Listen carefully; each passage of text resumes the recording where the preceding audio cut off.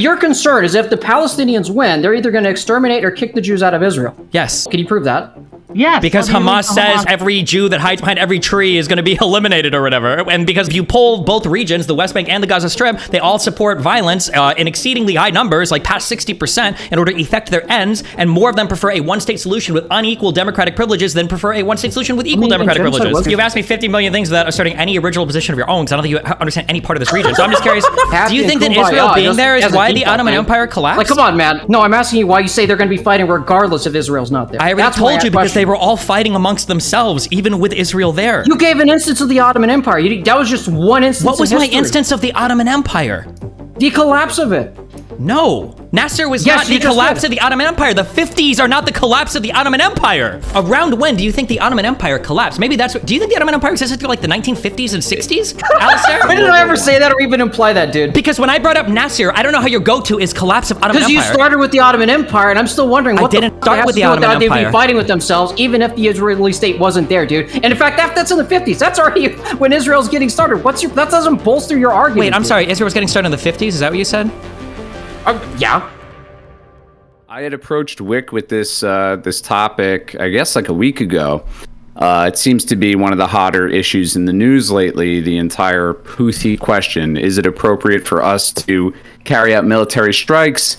Is it not? I'm of the position that it's not, and I guess my reasoning is a little complicated, but I think it seems to make sense to me, and I just maybe need a second to hash it out. But my position is that the U.S. has a really terrible track record in both the 20th and the 21st century, at least after the Second World War, of getting, tangled in conflicts where we purport to be trying to reduce tension, trying to preserve human life, trying to fight for humanity's sake. And what ends up happening is these various little theaters turn into a greater degree of like chaos and disarray. More people die. Conditions get worse on the ground. Things just turn out to be worse than they would have had we never gotten involved. In most cases. Most recent example, the biggest one I always reference back to is the Iraq War. So with that being said, I see military strikes on a small country, and I have this reflexive, sort of urge to say this is bad. But looking over the nuance a little bit, I happen to think that the reason the Houthis are doing this and carrying out these strikes on commercial shipping vessels is an attempt to try to legitimize themselves as a regional power. And I actually think that a lot of that is based on the idea that they feel like they have this moral argument, right? We're doing this to stand up for the Palestinians, and we're trying to stop this genocide in Gaza. Whether that's a legitimate claim or not, to me, is almost irrelevant. I think it actually is incumbent upon the U.S. to try and do more than what we're doing now, which is virtually nothing, to try and broker some sort of peace arrangement between Gaza and Israel, which will take away the moral imperative, at least on behalf of the Houthis, to continue these strikes.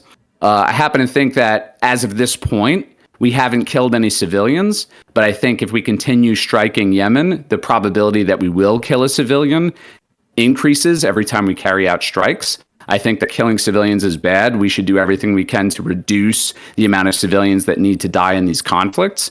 And I just don't want to see this conflict expand more and more and more and more and see more people die, see more American tax dollars wasted in the Middle East, killing, generations of brown babies and shit like that. So that's my basic position. Alistair, I think you have sort of a similar take, and then maybe we could go like Destiny and then Wick with like opening statements. Yeah, I have mostly a similar take in that the Houthis are making a legitimate response to what is going on in the Gaza Strip. And this is more or less like a long trend of historical patterns that are happening with Israel continuously expanding into Palestinian territory. And so these reactions are more or less legitimate. Not necessarily perfect. I'm not going to defend that they're perfect, but they are understandable, to say the least. Cool. Destiny, what are your thoughts? Yeah, the reactions are totally not legitimate. Just because you're upset about a conflict going on in some other part of the world doesn't give you the right to attack the entire world. Shutting down massive shipping lanes that have massively negative effects on everybody is unhinged, and you deserve to have whatever launching platform or boat or infrastructure you're using to launch those attacks to be absolutely and completely obliterated by whatever country wants to do it. I think the United States, as the leader of ensuring like trade and whatnot around the world, or ensuring maritime shipping and everything, I think we absolutely have an obligation to stop this. I think the rest of the world is looking at us to stop this. And there's no moral authority on the rights of the Houthis to attack merchant ships, and there's absolutely moral authority from the United States perspective to guarantee free passage through international shipping lanes. But you said they had no right to intervene, so why do they not have a right to intervene when we're in... Oh, okay, sorry. Alistair, and not to cut you off, maybe give Wick a chance. Let him go. I'll get in there. I trust me. You can let him go. Okay. You said they have no right to intervene, but then you're dictating that the United States should intervene with the Houthis. Yes, that's correct. Why's that? Well, because the Houthis are aggressing against international shipping, and the United States is defending international shipping. Indiscriminately? Yeah, well, just doesn't matter. Even if it was discriminatory or indiscriminate, it doesn't really matter. You don't have a right to shut down incredibly important trading passages. And right now, the world is viewing it as indiscriminate. So, well, I mean, how many ships have they attacked? They've attacked 34. There's an average of 68 ships passing through the Suez Canal daily. Okay, and so over the period they've been doing these attacks over the last 70 days, 4,900 ships have passed through this canal, and only 34 have actually been seized or interacted with by the Houthis. So they're not targeting every ship. Doesn't matter if they're targeting the majority of training the entirety of the world is decreasing their traffic through there. More and more people are routing their ships around South Africa, and nobody wants to take the risk of their ship being the one that's destroyed. Shipping has fallen off dramatically. You can look at the container costs that have ballooned in value for, especially Europe, is being negatively affected by this. And I just to jump in here, right? Just because they aren't able, like physically able to attack more ships, doesn't mean they wouldn't if they could, right? They are. At least it seems to me that they are going after everything that they can get their hands on, including U.S. and UK-owned vessels. Just today, they hit a United Kingdom tanker, right? And there's fears of a massive oil spill, ecological disaster in the region, right? This idea that they are doing it with just to support the Gazans, right, is ludicrous and not bared out by the data. They are attacking Japan-owned ships, anything they can get their hands on. And sure, they aren't doing it to a level where every single ship is getting hit, but that's just because they can't, right? Not because they don't want to. But if they're targeting indiscriminately, why is an all-Chinese crew signal being sent across as a warning sign not to attack certain ships? The Chinese ships aren't necessarily getting attaect by these things. Bro, this was something that was really... The Chinese literally abstained in the Security Council from the vote when we said we were going to go and the Houthis up. Chinese don't like this anyway, either. Especially because China's one trying to broker peace in the region. Nobody wants this, except for Iran. But the fact that these ships are using all Chinese crew as a signal to avoid being targeted by the Houthis is evidence they're not just targeting all ships. They're mostly targeting ships which are either from the United States or the United Kingdom. And the first ship that was targeted... Even if that was the case, they wouldn't even have a right to do that. Oh, okay, so why does the United States have the right to intervene, but not the Houthis when it comes to the genocide going on against the Palestinian people in the Gaza Strip? The Houthis have a right to intervene in the genocide against the Palestinian people if they feel that way. You don't intervene by shutting down global shipping lanes. But they're not doing that to every ship. Less than 1% of the ships going through the Suez Canal have been targeted by the Houthis. It doesn't matter. Traffic is decreased by 50%. Nobody wants to ship their shit through there right now because they don't know if they're going to be destroyed or not. Yeah, I mean, my argument really is not that the Houthis have a right to stop global trade or anything like that. I think it's their claim, whether we want to argue it's legit or not. And I'm open to the idea that it's not legit. But I think their claim is based on the idea that there's this ongoing genocide in Gaza. And so they want to stop. They want to contribute in any way they can. And they feel as though, hey, we can't do anything to stop Israel's military directly. We don't have the capability to do that. But what we can do is essentially fuck up global trade to draw more attention to this conflict zone. That's their stated purpose. I happen to think part of the motivation here is to be recognized as some sort of influential power, right? They can do something that will affect the rest of the world to try and make a statement. If their goal was to support Gaza and get U.S. and UK withdrawal support to Gaza, they're going about it in the exact opposite way that will achieve their goal. Because we cannot right? Even if we wanted to, we cannot be seen to be giving in to these attacks in order to help Gaza and things like that. Because if we do, right, if we do give in, if the Houthis get what they claim they want, and because of their blockade, we are seen as going harder on Israel and withdrawing our support from Israel, et cetera, et cetera, et cetera. What will happen is the next time there is a conflict that the U.S. May even tangentially be involved in, they are going to start shooting at civilian vessels again because it worked before and it will work again. There is a reason we do not negotiate with terrorists, and this is it. It's because if you give them what they want, if it works, then they will just do it more. And so we must use the military power that we have to make sure that, to the best of our ability, that it does not work. So you want to go Nonsmoker, or do you want me to go? No, I mean, I was just going to say that in terms of like one of their primary goals, I think, being recognized as like a power in the region, I think they've already achieved that just by drawing all of this attention from carrying out strikes. And I think that there's a high probability that if the Houthis are in power in any capacity in the Middle East at all, they might continue carrying out strikes arbitrarily or whenever they have some demand for the, foreseeable future. I just don't think that the response to that should be like an aggressive military push to just completely remove them from power, because that'll result in destabilization. We're not even there yet. We're just carrying out small scale strikes and all that kind of stuff. And I do understand the logic of that. I just don't think it's going to be as effective as cutting off their moral imperative. There is no moral imperative. Just because you're unhappy with a conflict somewhere else on the earth doesn't give you the right to shut down global shipping lanes. Stated moral imperative. That's fine, but we're here to evaluate if we agree or disagree with that. If that was the case, then every country around the world would constantly. Even agree with that. Okay, well, every country around the world would be constantly shooting into the oceans if they thought that like some conflict in some other place of the world was not going in a way they agreed with. That's insane. You don't have a right to shut down shipping. I'm totally open to the idea that that's all bullshit, right? Oh, okay. But my argument here is that I think we're all in agreement. We would like to see an end to the conflict in Gaza, right? Correct. I hope so, yeah. That conflict has nothing to do with this one, though. I think there is a connection. That's what the stated. No, there is no. It doesn't matter. They're entirely separate conflicts. I don't care if they say it, right? I can go down to my police station and start punching cops and say, "Well, I'm going to do this until the conflict is resolved in Israel." That doesn't mean that they're connected just because I say they are. That's not how it works. What connection of punching a cop would you have to a genocide going on the Gaza Strip? Like the Houthis have directly said that this is their response to something going on in the Gaza Strip. And I could say that it's my response to the violence in the Gaza Strip that I'm going to punch cops. Yeah, but we already established that they aren't indiscriminately targeting ships. They are indiscriminately targeting ships right now. The numbers don't add up. It's less than 1% of the ships going through the Suez Canal have been affected by the Houthis. I don't know why you keep saying less than 1%. If I go to an interstate highway and I start sniping 1% of drivers, everybody's going to exit.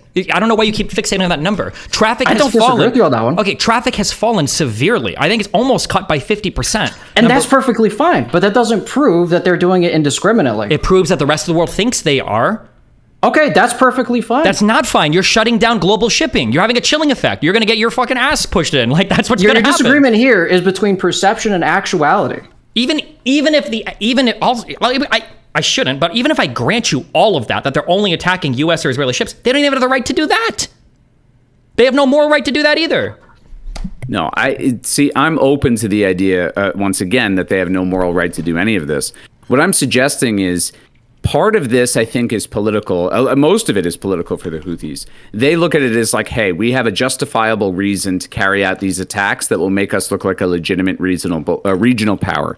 So if we can do something to take away that moral argument, it might actually hurt them in the optics area. And I'm open to the idea that if we can help resolve or do more, in my view, to resolve the crisis in Gaza, and the Houthis continue to carry out attacks on ships, I'm actually okay with responding with strikes. No, there's no connection between these two conflicts. They're not connected at all. They've stated that there's a direct. They've stated publicly. How are you denying this fact? Like this, because they're not. Tiger talked to a Houthi pirate about this before. Like they've already stated this multiple times publicly. It doesn't matter. They're not connected. We can use our eyes and our brains. The countries don't border each other. They don't share governments. They don't share economies. They don't share funding sources. They don't share like anything with each other. What? It matters. So if it's disconnected from me, I can't involve myself and say this genocide is wrong. Is because I don't presently live there. I can't morally say that's bad. Wait. Hold on. What?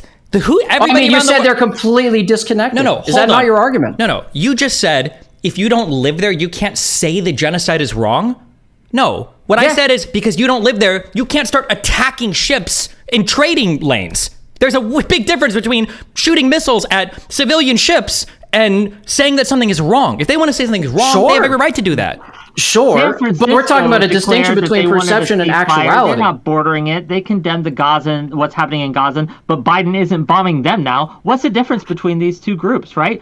Both are condemning, right, what's happening in Gaza. Both oppose it. One is engaged in terrorist attacks against civilian targets. So that's it. You've argued that it was just the perception of indiscriminate attacks. You've already agreed that it is not, in objective reality, indiscriminate attacks. You mostly made your arguments based on the perception, not the actuality, is because the numbers don't line up on the total number of ships that's going through the Suez Canal. Wait, why do you keep saying... Hold on. Do you recognize that traffic has dramatically fallen? Oh, I do recognize that. Okay, do you recognize that shipping costs are exploding for Europe? Yes. And do you recognize that thus far, there's not good evidence to suggest that the Houthis are only targeting Israeli or American vessels? You haven't proven that. Okay, what would you need me to provide you to prove that? I don't know. The Galaxy Leader, the first ship that they went after, was basically the company, I think it was Ray Cars, was established by one of the wealthiest businessmen in Israel. It's not being indiscriminate. That's my point the entire time. You can argue whether or not these have been effective. So now they can target any ship that had an investor that was Israeli? Who's one of the wealthiest men in Israel? Is that not an important figure with Israel? What about a really wealthy Jew from the United States? Can we target his vessels? Why would they attack him? No, his shipping vessels that he invests in. Okay, if he's a Jew from the United States, is he tied to the Israeli state? That might be why they'd be targeting him. Is this guy funding the IDF? He just happens to be a very wealthy businessman and Israel. Okay, what about today, when literally hours ago, a massive Russian tanker was attacked by the Houthis? This happened hours ago. Do we think is there a Jewish connection to that? It's not a Jewish connection. We're more or less talking about Zionists and relations to the Israel state, which is what they've been talking about the entire time. I'm not sure. I don't know about that instance. Yemen's Houthi rebels claimed the strike on the Marlene Luanda. The vessel is carrying Russian origin naphtha, a product used to make plastics and gasoline, purchasable at the price cap, blah, blah, blah. This literally happened hours ago. Carried fuel from Russia, will likely concern Moscow. Vast amounts of Russian petroleum now pass through the southern Red Sea to reach Asian buyers. Recent Houthi attack on commercial ships. There's Japanese vessels as well. There's other vessels. There are vessels that have zero connection, right? Just because they. Which one's the Japanese vessel? Which one's the Japanese vessel? Because you're probably thinking of the Galaxy Leader, which was British owned and then operated by a Japanese crew. And you think that they had justification to attack that one? No, I'm not. Shipping company and Ray shipping. My goal here is not to perfectly justify everything the Houthis are doing, but more or less assert that they're reacting to a crisis in Gaza. That's been my point the entire time. But you can't. But then why can't I go punch cops in reaction to Gaza? We're not saying how would that help? How would that stop the genocide in Gaza? How is this stopping the genocide in Gaza? Hold on. Because they are discriminately punching cops thing is a good example because people do use that as a justification to attack cops. It doesn't mean it's okay to attack the cops. But if we could do more to stop, for example, police brutality, maybe that would result in less attacks on cops. I don't think the reason why I'm not saying that people do this. I'm comparing it to something that you have a shitty justification for.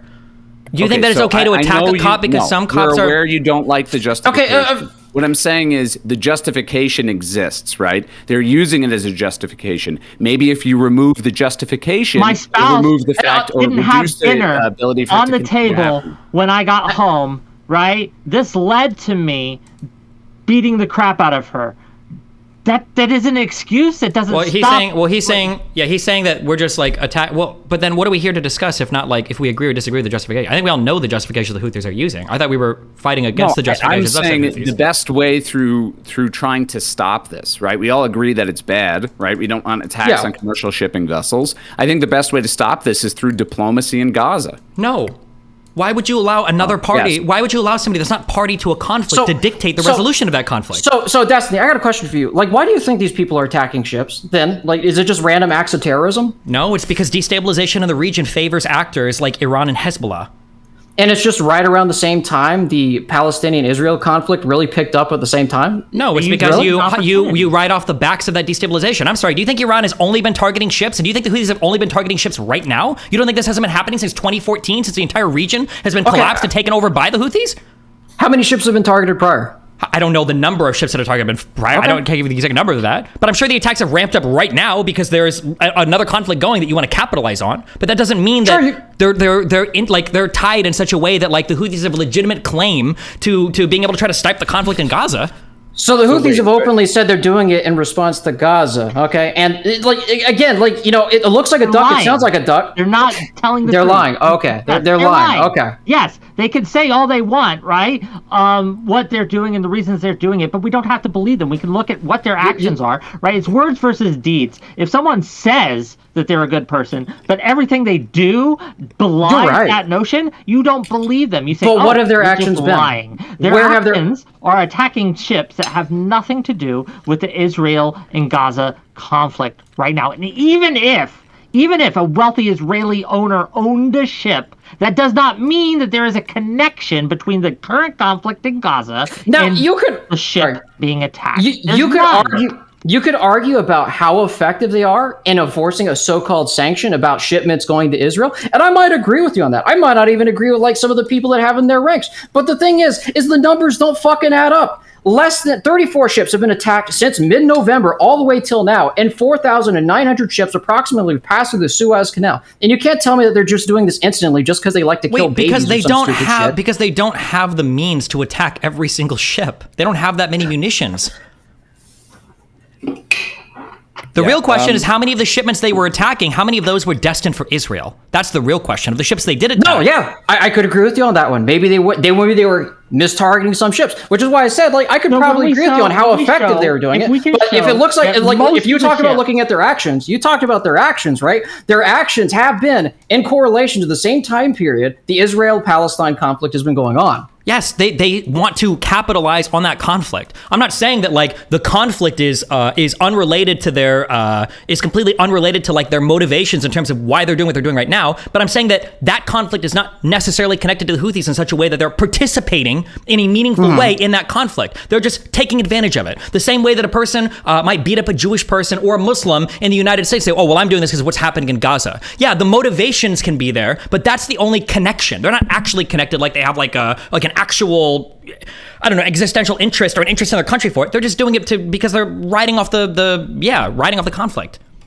Yeah, I mean, I kind of agree when you said that destabilization in a region creates opportunities for non-state actors, these various groups that, to take power, to make big, gestures to try to assert control or assert themselves as legitimate. But wouldn't you agree, or maybe you wouldn't, I don't know, that a lot of what's driving the destabilization in the region is the conflict in Gaza? If we could somehow help resolve that, it would reduce the destabilization by quite a bit? Do you think maybe reining back Israel or maybe the strength from above kind of mentality has probably done more harm than good for the region and basically inciting Arab nationalism? No. Okay, so if you want to go all the way back to the British Mandate of Palestine, when the Ottoman Empire still existed, they seem pretty tame is because they actually had a multi-ethnic and multi-religious empire. So if we looked at now, right, and because this is your main argument, Destiny, is that most of the people who are Palestinians or maybe even Hezbollah are religious fundamentalist extremists. Would you say that's a little bit different than, say, under the Ottoman Empire or when the British Mandate of Palestine first came about, where they were probably a little bit more tolerant to a multi-ethnic and multi-religious region? I don't think I ever said it was necessarily an ethnic or a religious conflict. I think it is a regional conflict right now that had to do with European settlers basically coming over, and for that reason, but I don't know how any of that is tied into any of this now. I mean, you went on a couple of streams previously and said that they were Islamic fundamentalist. I've said a billion times that religion is not the driving factor between why people don't like Israel in the Middle East. If religion was the driving factor, then the Arabs would have united and kicked them out a long time ago. It was thinly veiled desires for pan-Arabism. It was different competing nationalistic interests. That's why at the same time the Six-Day War was going on, Saudi Arabia and Egypt were fighting on the same side against Egypt and fighting different sides during the Yemen Civil War. So, I mean, But I don't. But know my the point of is like, do you think like the strength from above kind of mentality of just bomb these people is not at least incited a little bit more Arab nationalism in comparison over the last, like, say 100 years, like No. maybe 100 years ago? I think if anything, it's probably chill the Arab nationalism out. They realize it's not achievable. They stopped trying, and now they're chilled. People like The Nasser are gone. People like normalization- Saddam Hussein are gone. Yeah, people are just like The big chilling. normalization between Egypt and Israel is a good example of this. Israel kicked their shit in, and they stopped fighting, right? So again, like this idea that people will simply be radicalized if you bomb them, I don't think it necessarily pans out. I think that you're putting the cart before the horse in a lot of times. Like, I guess my question to both of you would be, you don't like that Biden's striking the Houthis for what they're doing, correct? You think that's wrong? I think I think it. Yeah, go ahead. Wrong, I just think ineffective, it's whatever. right. Yeah, I think it's not a very effective. Okay, so what would you have him do? Because what it seems to be like you guys are asking us to do is just let them continue to hit civilian ships. You're asking us to be Uvalde cops waiting till the shooter tires and tuckers himself out, and then you can go in and negotiate with him. I reject that notion entirely. If you are actively targeting civilian ships, it doesn't matter your reason why. We should take you out and take your ability to continue to do so out. And that is what America and UK both are doing right now. They're targeting radar sites. They're targeting missile silos. They haven't killed, to this day, a single civilian. Again, if someone is actively shooting at civilians, you stop them. Period. Yeah, but does that... Go ahead. Well, I was just going to say two things. One, I mean, the strikes on commercial shipping vessels haven't stopped. I'm not saying that, they haven't been reduced or whatever, their capabilities haven't been reduced, but the strikes haven't stopped. If anything, this is showing that the Houthis are sort of willing to engage in a tit for tat sort of exchange here, one. And then two, I mean, in terms of options, I really do think that all of this, the origin point is in Gaza. I know you guys disagree with me, but I tend to believe that this sort of initiated a sequence of events. This is one of them, right? The same as Hezbollah attacking, Israel. I think that if we did more to try and rein in Israel, that for sure it would reduce at least some of the justification here. I don't think that there's a magical solution, of course. That's ridiculous. But I think, the position we have now where we're doing really almost nothing to speak out against Israel's actions, at least the Biden administration isn't, and they've been criticized a lot by their own State Department for that, or there's rumblings within the State Department about that. I think there needs to be like a concerted effort on our part to try and do something to resolve that conflict. And then in terms of the Houthis directly, I mean, I'm open even to having talks of lifting sanctions entirely. And then if they're not willing to play this game of like good faith with us, then yeah, carry out all the strikes you want. But we did and also remove them from the terrorist watch list. One of the first things Biden did in his foreign policy was removed the Houthis from the terrorist designation that they have, right? And he did this in order to try to negotiate, can we do a talky resolution? Obviously, this has not worked. What year did he take him off the special terrorist designation? Okay, so that was like over 3 years ago. Okay, yeah. Okay. Circumstances on the ground have changed. I think that's kind of the point. Yeah. Right? Also, Israel is Israel is in the process of resolving the conflict right now by killing all of Hamas. Yeah, I don't And know how's if that that's going responding to be throughout the Arab effective world? either. How's it going? So far, most of the Arab leaders still support Israel because most of them hate Hamas, so it seems to be going okay so far. Yeah, look, I think Israel killing tens of thousands of people, many of whom are civilians, is just going to radicalize the Gazans more. The Gazans are already radicalized. I mean, you've gone on like 4 different streams, Destiny, complaining about this kind of extremism, Arab extremism, and you don't think that's like at least slightly contributing to it? I have no idea what you think any of my positions are. They sound completely strong. Arab extremism? I don't know if Islamic extremism. I don't think the Arab states all function as like Arab extremists right now, and I don't think that Islamic extremism is a big driving force for any geopolitical issue right now. I think almost all of it is geopolitical in nature, in terms of like states, borders, and the people that they support and fight with. Destiny, I swear to God, I'm not asking this in like a super triggered way.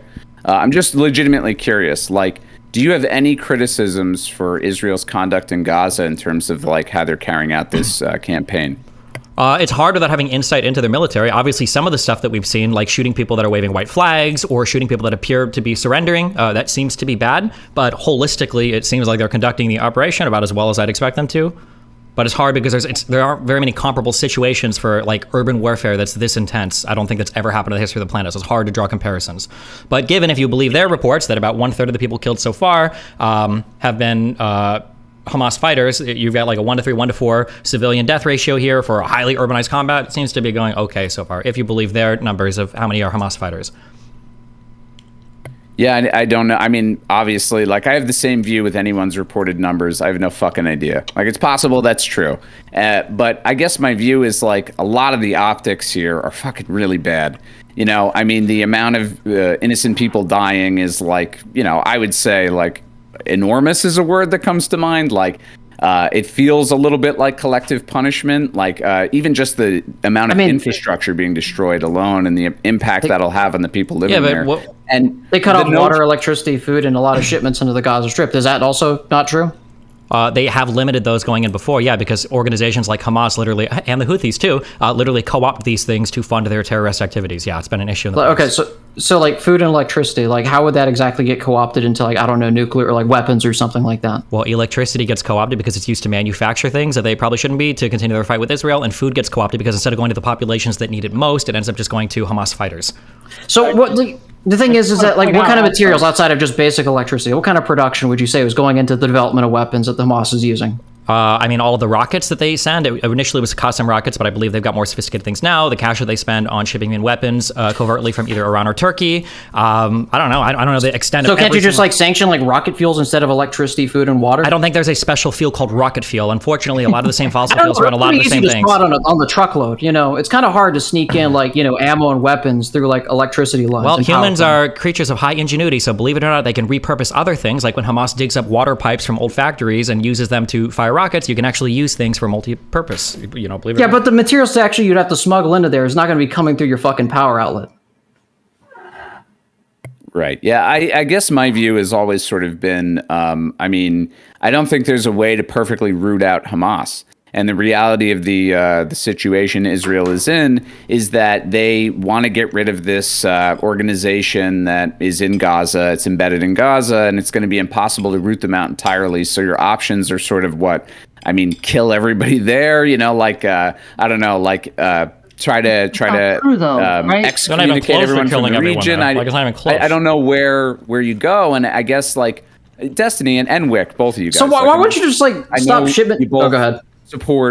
I think both of you support a two-state solution, yeah, right? I do. Yeah, the Palestinians don't. So right, but that's my point. Like, how can you support a two-state solution if you feel like the Palestinians are totally against it? I mean, doesn't that mean it's impossible? Well, yeah, it's impossible as long as Hamas has any kind of authority in the region, right? As long as Hamas exists, there will never be a two-state solution. So if you support a two-state solution, Hamas just has to cease to exist. Yeah, and we don't need, like, look, I want to clarify this. I want to be very clear here. I don't need Hamas to literally every single Hamas member to be dead for this to happen. What we need to do is simply degrade their ability to make attacks against Israeli civilians as well as Palestinian civilians, because let's not forget that one of the victims of Hamas are the Palestinians. They kill, capture, and torture their own citizens, right? Let's not forget that. But as long as they have any authority in the region, right, this is going to be a perpetual problem. Again, that's why any kind of call for ceasefire or anything like that is just kicking the can down the road. Hamas needs to be dealt with, or there will be no peace. So you want to go into like these lands, like the Gaza Strip and the West Bank, to basically bring it under the annexation of Israel. Like, how did that work out last time exactly? I mean, you took their land, but did that really reduce the extremism? When? Yeah. Over the last 70 years. Yes. Really? Okay, so those rockets coming from like the Gaza Strip are evidence of that. Well, no. I would say that in 1979, when Egypt signed a peace treaty, the first bilateral peace treaty ever with Israel, it was because they had taken the Gaza Strip and the Sinai Peninsula. I would say that in 94, after the 91 Madrid Peace Conference, when Israel signed bilateral peace with Jordan, it was because they had captured territory and were a threat to them as well. So, and then I would say that when other Arab states have started to respect Israel because of their military prowess, I would say that's evidence of that as well. So it seems like capturing land from opponents who start to respect your military strength and realize they can't beat you in a war does seem to be a pretty effective way of resolving. Well, yeah, it's because they're being funded by the British and the Americans. So they're being funded by who's being funded by the British? Oh, they're getting most of their weapons from the Anglosphere. Not initially. In 48, they got all their weapons legally shipped in from Czechoslovakia. And they weren't, up until 66, the United States didn't ship them a single weapon. It was exclusively other British territories, and they weren't, or other European countries, but it wasn't even shipped like help. They were being purchased from them. So no, Israel didn't have anywhere near the help that Egypt and all the other countries are getting from the USSR and all the other surrounding Arab states. Unfortunately, they were too busy fighting themselves than focusing on Israel, so they weren't very successful in their military effect. Yeah, I feel like you guys went in a totally different direction. I actually just wanted to go back to that question about the two-state solution. So, okay, like, Destiny, if the Palestinians, in your view, a majority of them, and I'm sure you have, like, research to, verify this, a vast majority of them don't want a two-state solution, but you think ultimately that's the solution here, or that's the preferred solution here. Is there a way to even achieve that? Are you saying that that's best case scenario, but what we're going to have to end up with is the territorial divide being what it is, and the Palestinians living under these like horrible conditions, and that's just. I think there has to be a huge international push for peace from the Palestinian side, and until that happens, I think that Israel's going to continue to be expansionist. They're going to continue to take more territory, probably start annexing parts of the West Bank, and yeah. Right now, I think dynamically, I think both sides kind of want conflict, but it only benefits Israel, and it's hurting the Palestinians, and nobody around the world seems to be acknowledging the Palestinian side of that. They just keep screaming for peace without having any understanding of what's actually going on in the region or what people want. I mean, I don't know about the Palestinian people, but I agree that Hamas absolutely wants conflict. Conflict helps their bottom line because they can show just shitloads of footage and images of dead kids and dead civilians over and over and over again on social media, thus making their cause more sympathetic. So I think violence, if anything, it actually helps Hamas more, right? Like it'll sort of compound the support that already exists. It might increase support from other countries and other non-state actors. The answer can't be that like terrorism works, so we should let terrorism work. Right? Like just because I understand what you're saying, that like, yeah, they want civilian deaths because it helps them. Therefore, we should just never attack them. That legitimizes and makes human shields and all that thing like the best way to conduct warfare. No, I'm not like such a peacenik that I'm saying all terrorism must be permitted then, of course. I guess what I'm saying is like, there feels like, and it's always felt this way in this region. I mean, as long as I've, read about it and learned about it and studied it, that there's this sort of notion that, well, diplomacy can just never be achieved. And I don't know if I believe that. I believe there is a diplomatic solution somewhere here. It just so happens to be that the current government in Israel and Hamas are both complicit in, erring on the side of violence. And yeah, it's difficult for both of them to come together and negotiate peace because of that. But I think an international push from the outside, with America as an arbiter, would be, I think meaningful. It might actually drive them towards peace. If I may, let me put a pin in that, right? Because I think you're touching on something that I think is kind of goes against what you're driving at, right? We have tried, Israel and Palestine has tried, and the United States has tried to work with them. Other international actors have tried to work with them for peace for many, many years. There have been several times, also accords, right? We can look at the Clinton camp or whatever, what he did. Again, every time this happens, though, the extremists decide to blow shit up and get it and derail it and turn this into like this chaos thing. So why do they do it? Well, at a certain point, these extremists that are blowing shit up every time we try to talk peace need to be blown up themselves. Why are they blowing things up? Eliminate them as much as we possibly can from the table, so they stop fucking with us when we're trying to bring actual peace to this region. Hamas needs to go. Okay, so what would you say is the cause of this extremism? What's the driving force with this extremism that you keep talking about? I want to know. I want to understand like what your perspective is, because obviously I was Does it matter why? So they're just blowing up people for no reason. The driving force for the Palestinians because they feel like the Jewish people that exist right now in Israel don't belong there. That they shouldn't have come 80 years ago and they need to be expelled. Yeah. Is that the case for the Houthis as well? A lot of Western motherfuckers the Houthis, on their couches are cheering them on. Yeah. Is that the case for the Houthis? Destroyed. Go fight them, Palestinians. They have no risk to themselves, and they're just getting Palestinians killed. Is that the same reason for the Houthis as well, Destiny? For the Houthis doing what? Is it driving out the Jewish people out of Israel? Like the driving motive on why they're committing this extremism? Houthis shooting shit into the straits is the least important thing about the Houthis. That's what we're talking about now. But what do you mean when you say, is that the reason for the Houthis? Well, I'm asking, like, what's the general reason why they're extremists, right? You know, you said I was strawmanning. I don't even know if the Houthis are extremists. That whole region of Yemen has been fucked for a long time. Okay, you said they're blowing up shit, so what's the driving force? Like, what's the driving force? The driving force right now for why they blow up ships? Like what? Yeah. You said for the Palestinians, it's because they want to expel Jews from Israel, right? Or I mean, it's what Wick said. Maybe not you. I think that increasingly over the past like 5 to 6 years, I think that Hezbollah and Iran are having increasingly large effects on how the Houthis conduct themselves, both domestically and internationally. And I think it benefits Iran to have a proxy group shooting missiles into fucking boats into the trading lanes, because it kind of pressures the whole world to come down on Israel more, because Iran knows that Hamas is resistant to international pressure because they don't care. So I think that's probably the goal. If I had to guess, is Iran's goal is generally destabilization in the region, because it just benefits them. And to piggyback off that, just real quick, Iran has conducted strikes against the Kurds in Iraq and in other locations as well. Like this escalation that is happening, Iran, the actions they are taking, seem to suggest that they want this to escalate. That they think, whether they're wrong or right, they feel it benefits them if the region. So what's Iran's motivation? So what's Iran's motivation? Iran opposes essentially what they perceive as the American-Saudi hegemony in the region, and they want to stand in opposition to that. Okay, what's the relation with Israel? What's Iran's relationship with Israel? Yeah. I mean, they probably see them as essentially like a U.S.-backed state that they can with through Hezbollah. Okay, settler colonial, so similar to the Palestinians. Okay, and then they're backing the Houthis, right? Iran is, yeah. Okay, so do you think that might actually, since they might have aligned causes, that might actually be what they're trying to do? Or is it just, once again, for like some vague geopolitical interest? Since they have aligned causes, that's what they want to do. Wait, what do you ask?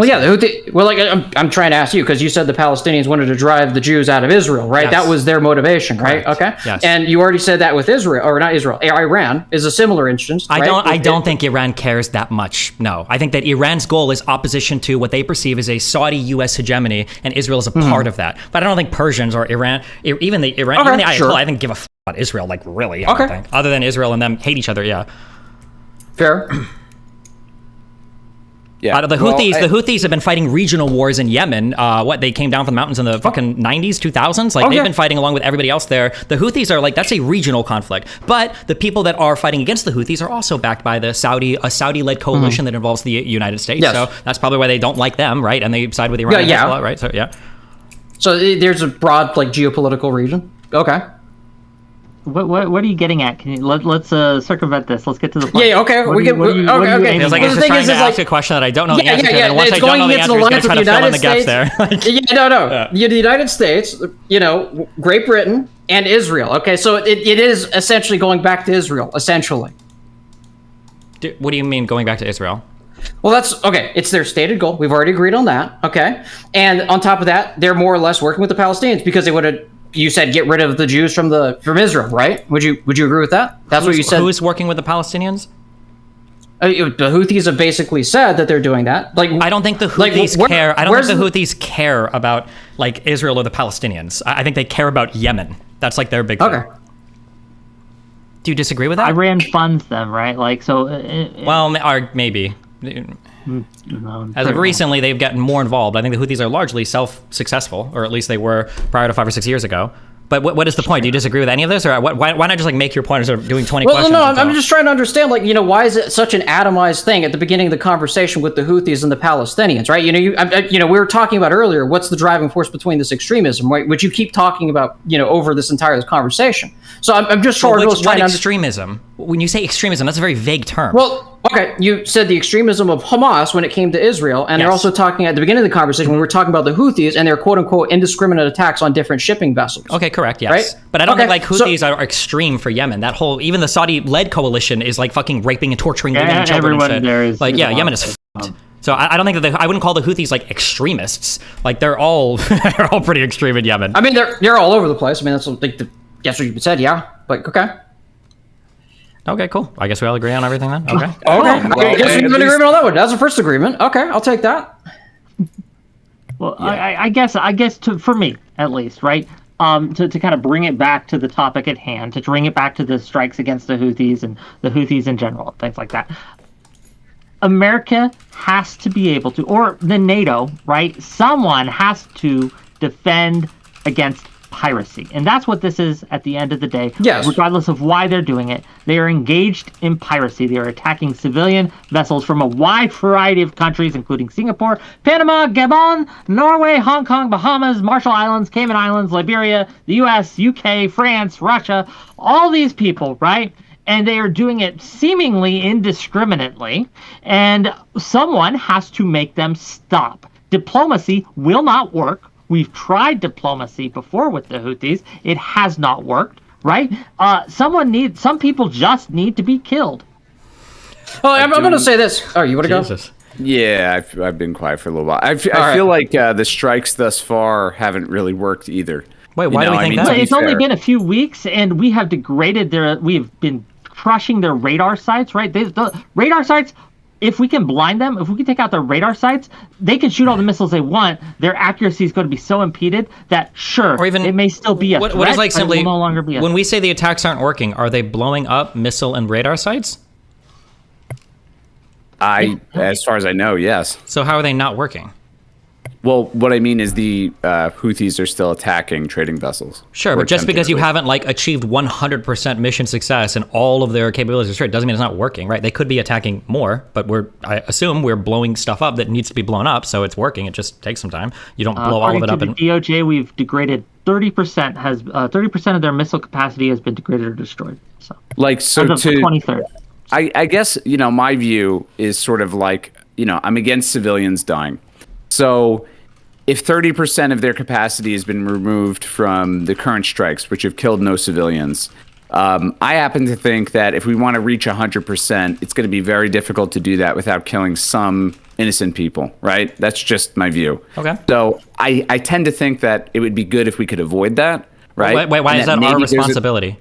I don't understand this obsession with no civilian casualties when there is a side of conflict that is using civilians as human shields. The responsibility, the moral imperative is on them. All we can do is calculate the collateral and hope that not too many die. But the moral imperative is not on us when it's their citizens and their governments that are using human shields to attack other uninvolved parties. That's not our moral responsibility. So if you don't care about human life, why do you think we should intervene in the first place? When did I say I don't care about why not just be fully isolationist? When did I say I don't care about human life? I never said that. I just said that we don't have an obligation to make sure civilian casualties are zero. Our only obligation is to make sure we limit them as far as collateral is concerned, but our obligation is not to keep them at zero. Our obligation is to ensure global shipping is free.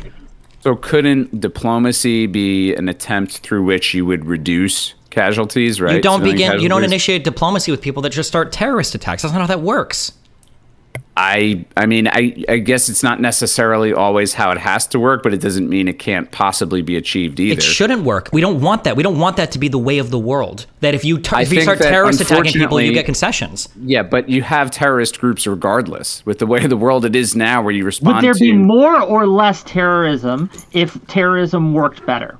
I think there's more terrorism 100 years now as opposed to 100 years back with the Ottoman Empire, when they were a multi-ethnic, multi-religious empire. So if you want to look at it over the longer and broader period, historical period, yeah, I would say the terrorism has gone up ever since we started getting involved in the Middle East, and we also had Israel coming in to the picture as well. I'm pretty sure that's just not true at all.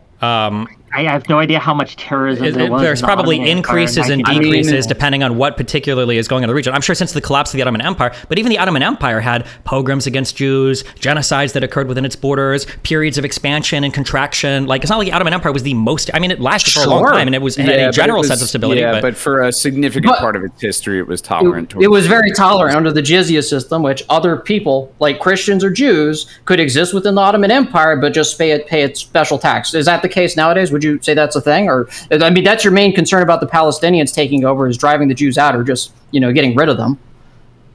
I would say that's an increase in extremism. Well, we're talking about whether or not extremism has gone up or down over the broad history of the last 100 years since the collapse of the Ottoman Empire. I'm saying yes, it has. We could look at how many, if wars itself have gone up and down, and obviously it's gone down. Global conflict, national conflicts between nations. We're talking about terrorism. In the last 100 years has gone down. Well, terrorism in itself, right? I mean, if you look at terrorism across all of Europe, like if you look at like the IRA bombing shit in Germany, if you look at the shit that was going, or not in Germany, I'm sorry, in Ireland, if you look at like Serbia and everyone else, if you look at the collapse of Yugoslavia and all of that, I feel like there was a ton How's that a dispute to my point, though? How is that a dispute to my point? Because there was a ton of regional conflict within Europe that was horrible and atrocious, and I feel like for the large part, I think most of that is generally gone now. What exists today in terms of like huge sectarian violence inside of Europe, even in Eastern Europe or the Balkans today, compared to, you know, in the 90s or, but this is Europe. We're mostly talking about, we're talking about in the Arab world. We're not talking about Europe.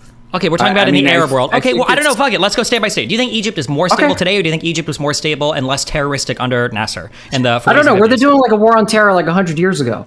So wait, are we talking about the? Yeah, we're talking about whether or not terrorism has, on average, gone up because of the policies of America and the British Empire. What do we count? What are we counting as terrorism? Are we counting countries as terrorism or no? Like when the United States tries to coup somebody, is that a terrorist? We were talking about the multi-ethnic empire that existed 100 years ago, the Ottoman Empire under the jizya system, in comparison to most of the Arab world right now. You would say the Palestinians are trying to drive the Jews out because they don't want them in their lands. Is that correct? Well, I don't know why you keep stating. Wait, can you tell me? Wait. Can you tell me what point you think you're making? Because you restated like 30 times. What point do you think you're making there? Well, my point the entire time has terrorism gone up or down over the last 100 years? My understanding is terrorism's fallen significantly over the past 100 years. I don't know how you would measure that though, or what particularly you're considering like a terrorist. Terrorism is relatively a new term, isn't it? Yeah, that's true too. I don't even know if you would consider. That's just kind of more of a bolsters my point. But go ahead. I mean, maybe a better way to put it is we've sort of changed the way that we would define terrorism. I think terrorism, as I understand it, like non-state actors who carry out attacks generally on civilians with the stated goal of shocking people into fear and all that stuff, into negotiation, I think is a relatively new phenomenon. I just don't have. Do you have anything to show that it has gone up? I mean, okay. I mean, the main concern is like whether or not the Palestinians win, right? What's going to happen to the Palestinians win against the Israel state? Okay, like let's say they take down the Israel state. Jews will be gone from the Arab world. Oh, okay. So 100 years ago, when you had the jizya system under the Ottoman Empire, was that so much a concern? No, they were a multi-ethnic empire. So would you say the extremism has gone up or down over the last 100 years? The Ottoman Empire does not exist today. I agree 100%. But in comparison to today and 100 years ago, would you say that they've become more extreme or less extreme? What do you mean by extreme? I don't know what you mean by extreme. Okay, they're less tolerant towards the Jews. Isn't that the whole discussion about the Palestinians and the Jews in Israel? They've been killing Jews for hundreds of years. No, they didn't. 100 years ago in the Ottoman Empire, the jizya system allowed them to exist in the Ottoman Empire. It was literally, hold on, and also we gotta chill because I never said that. I never said that it was a perfect utopia for Jews in the Ottoman Empire, but you can say qualitatively that dislike for the Jews has gone up over time because of a British and American intervention. So because the Ottoman Empire collapsed after losing World War I, by the way, because those nation states now are separate nation states, that means that it's worse off than it was when it was under the Ottoman Empire? No, that's not anything. There's less tolerance towards Jews now, and part of that is because I think as a result of those nation states, that Jews started fighting back. Wait, hold on. Also, when we say less tolerance for Jews, wait. When we say less tolerance, how many Jews even fucking lived in the Ottoman Empire? I don't have an exact number. Oh, wait, hold on. What does the other guy have? He must know if he's pointing to this so much as an example of how tolerant the Ottoman Empire was. The jizya system. Yeah, look up the jizya system. I know what the jizya system. First of all, it's not there. Yeah. Okay, so how is this a foreign concept to you? Wait, it's not a foreign concept. First of all, what is jizya?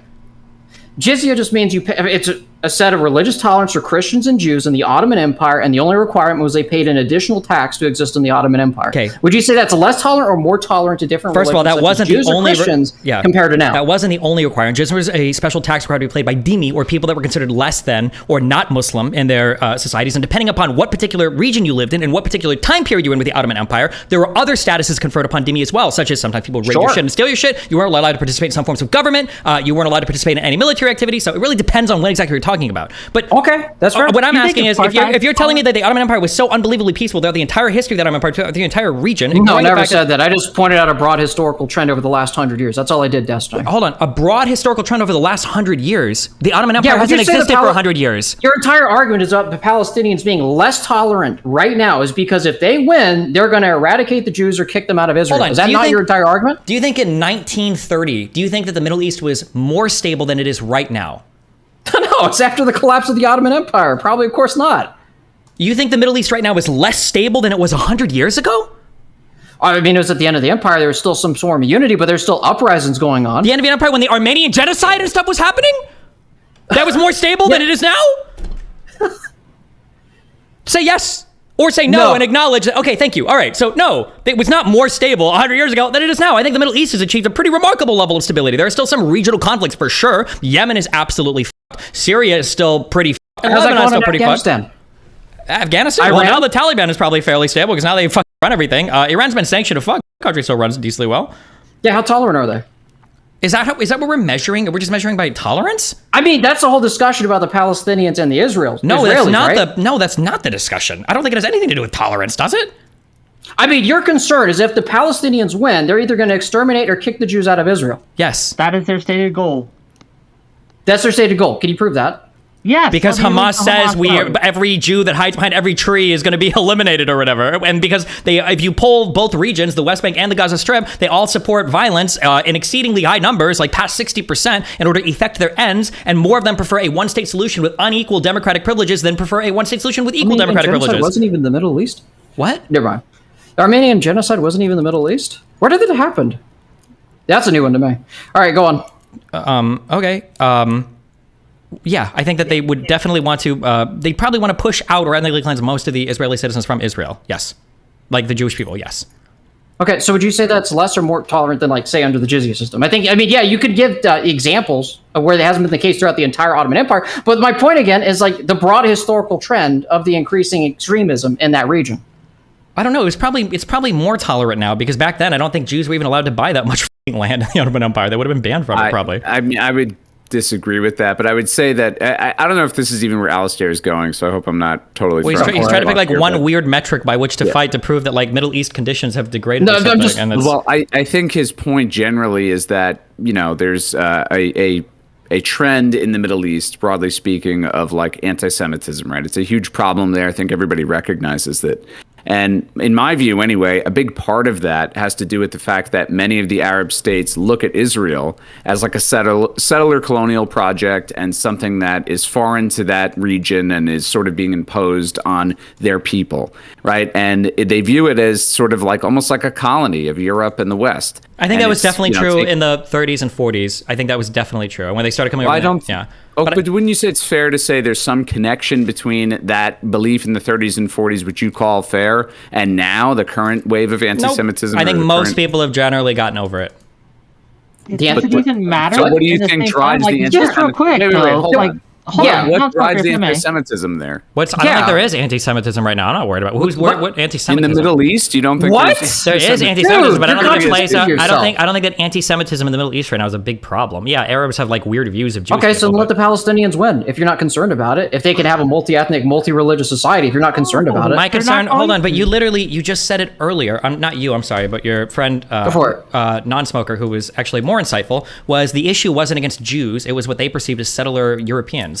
That was their issue initially, and that's how they view Israel as like a settler colonial project. That's not an anti-Semitically driven one. It could have been any group of people. My guess is now with Jews, they've got like the extra religious element, but it could have been Christians or it could have been fucking. All right, go ahead. Well, I guess my point here, and I think we got onto the anti-Semitism thing, or maybe I'm confused. I don't know. I got lost in all of this.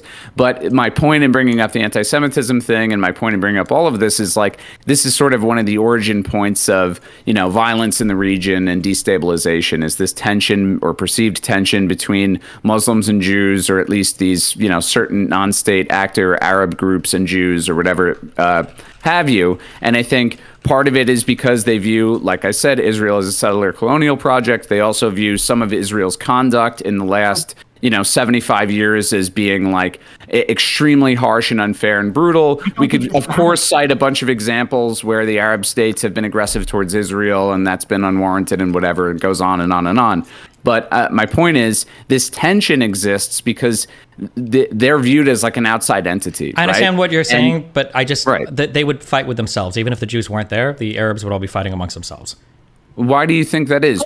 Well, look at the Saudi and Yemen conflict. Look at the Saudis versus the Houthis. They're fighting together. It had nothing to do with Israel and Palestine. Wait. But no, what did happen? Like they started killing the shit out of each other. Yeah. So there's pockets in the Middle East, of course, Yemen's a great example, which were essentially like proxy conflicts throughout the Cold War, right? And then that led all the way into the, the modern era where if you look up like civil wars in Yemen, you get like 12 different things. So like is your argument that every single war in the Middle East, or at least a majority of them, are a result of Israel, that Israel's existence? No, not at all. No. He's more or less talking about like wait, let me answer him. No. What I'm arguing is that the Middle East, a vast majority of the violence and the destabilization there has been because it's been essentially like one big, or at least multiple parts of it have been proxy conflicts between the West and other powers, the Soviet Union or whoever it may be. I understand that that's right? like the popular Nonsmoker, take, but I don't think that's the case. Nonsmoker also wanted to talk about that. You said they'd be fighting even amongst themselves, even if Israel wasn't there. Yes. I mean, Destiny, could you follow up with that? Because I really am curious. So I think that there is an idea. Reason? Yeah. The reason, first of all, before I give it, why don't you tell me why you think I'm wrong, Alistair? I don't think you're wrong. I just want to know your position. Oh, so you think they would be fighting amongst themselves? I haven't said anything. I actually just want to know your position. I want to know your position first, rather than playing 20 questions with you. So you what can keep the fuck? I asked you the question first. Yeah, I know. You've asked me 50 million things without asserting any original position of your own, because I don't think you understand any part of this region. So I'm just curious, why can't you tell me? Why do you think? You're going to deflect the question. Come on, dude. I've answered literally every single question you've asked me tonight. Okay, so I'm just curious, why do you think? No, I want to understand like why you think they'd be fighting on themselves, regardless if Israel was in the region. Is because I don't know. Like again, do I have to go back to the Ottoman Empire? The answer is that I don't know, and I just hate brown people. Now you tell me what you think the answer is. Why would they or wouldn't they? Go ahead.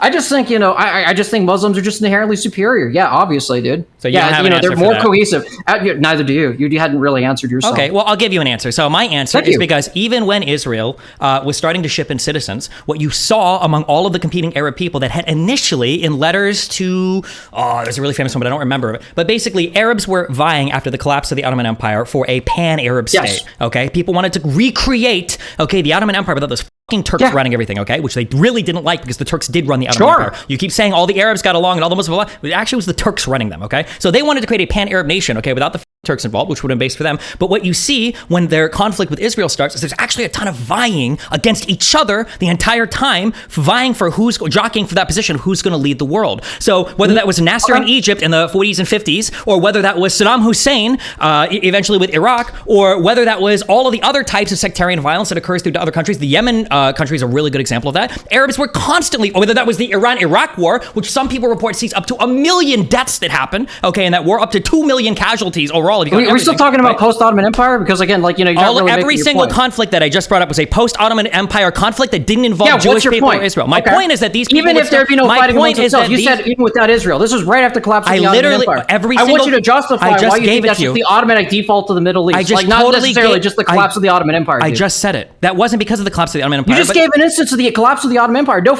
fucking shit. What's your point here? Those things weren't instances of the collapse of the Ottoman Empire. Those were instances of Arab leaders that were vying to be leaders of a new pan-Arab state. Okay. What's your point? Now, my point is that they would have vied for that even if Israel wasn't there.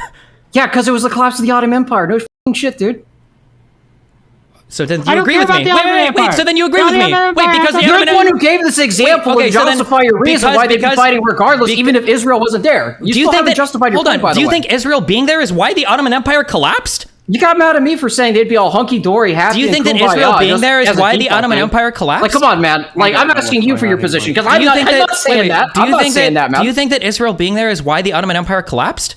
No, I'm asking you why you say they're going to be fighting regardless if Israel's not there. I already told you because they were all fighting amongst themselves, even with Israel there. You gave an instance of the Ottoman Empire. That was just one instance. What was my instance of the Ottoman Empire? The collapse of it. No. Nasser was not the collapse of the Ottoman Empire. The 50s are not the collapse of the Ottoman Empire.